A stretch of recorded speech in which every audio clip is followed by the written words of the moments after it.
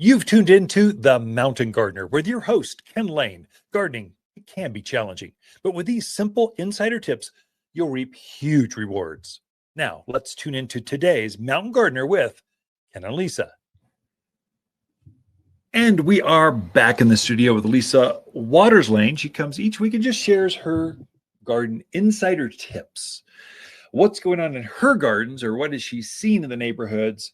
Just what's the highlight through her eyes of gardening in the central area of Arizona, Central Highlands of Arizona. Mm-hmm. So it is different up here. Welcome, Lisa. Yeah. Thank you. Yeah. So we've got, this is high desert.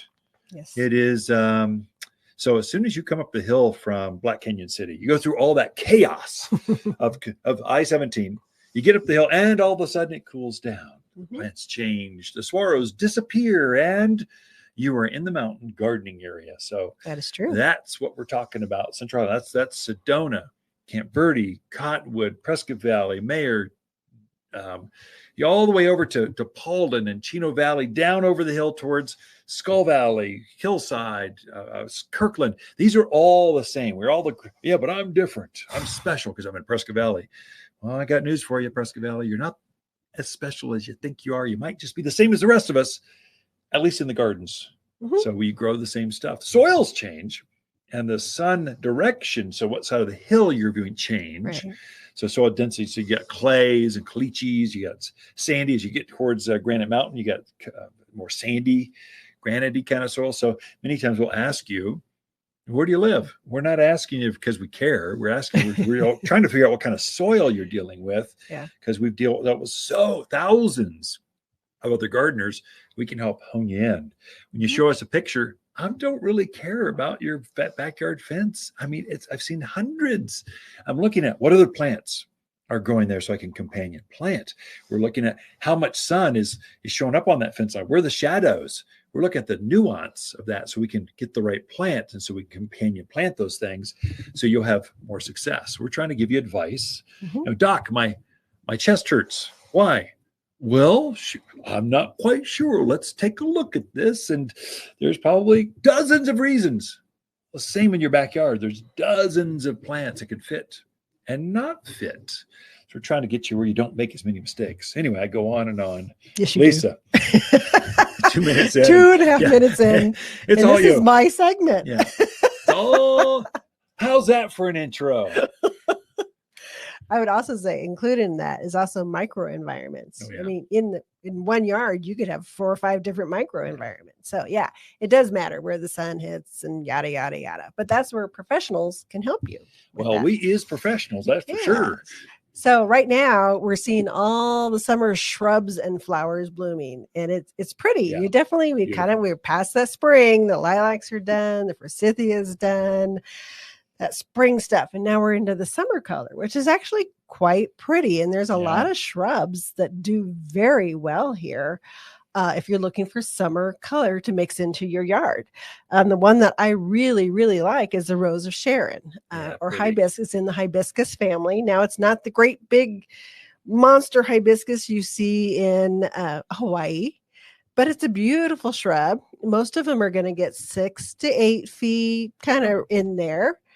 And they're going to bloom with beautiful, long-lasting flowers, and it'll just be full. There's double ones, like this is those of us who can see on the camera. There's one that's really fluffy, and there's one that's more hibiscus-y. The lavender chiffon is a double one, so it almost has more of a peony or rose look to it because it has that full look. The other one is more of a traditional hibiscus look, simple. This one's kind of a dark pink with a red center.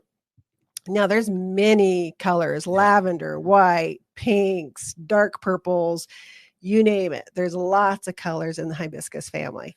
Nice little shrub for here, goes dormant in the wintertime, but takes our cold weather just fine.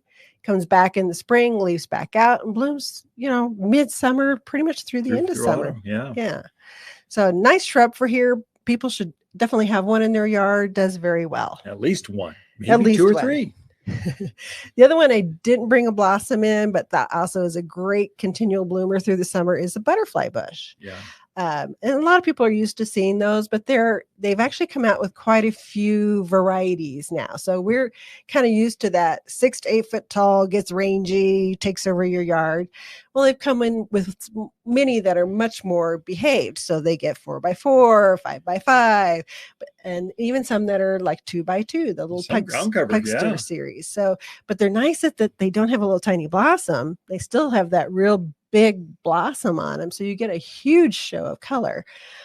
You do have to deadhead them to keep them and fertilize them to keep them blooming, but what a wonderful shrub. And butterflies do like it. Is that a butterfly bush? It's not. You're just talking about you brought a chase tree which looks just like it. I'm going to show off the folks on the camera. But with butterfly bush, the butterflies really do love them, so you're helping with that. So this one I brought in is a chase tree, so it gets 12 to 15 feet tall.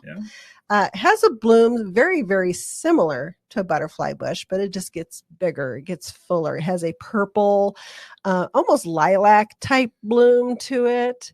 Very, very pretty. It's another long blooming tree out there.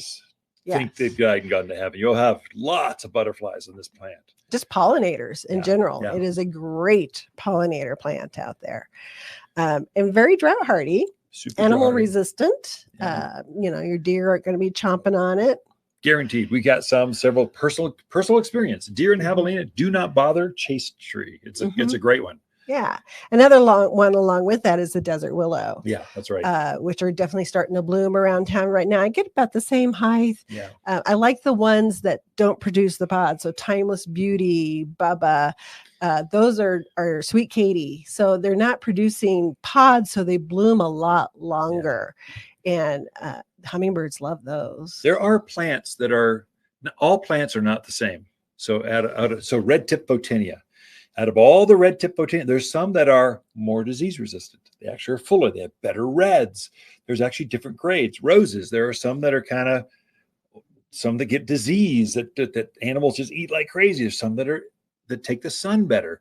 And chase tree, there's some plants that grow better. Desert willow, there's some that are actually preferred where, for my friends, I want to guide you into what's better in your yard that you're going to enjoy more for many years to come. Mm-hmm. Yes, it might have a patent on it. You might have to pay a few bucks more, but you will be so much more delight in your backyard just by planting. For years to come, you will be happier because it blooms easier without any care, without the disease, without the problems that some things. Anyway, right.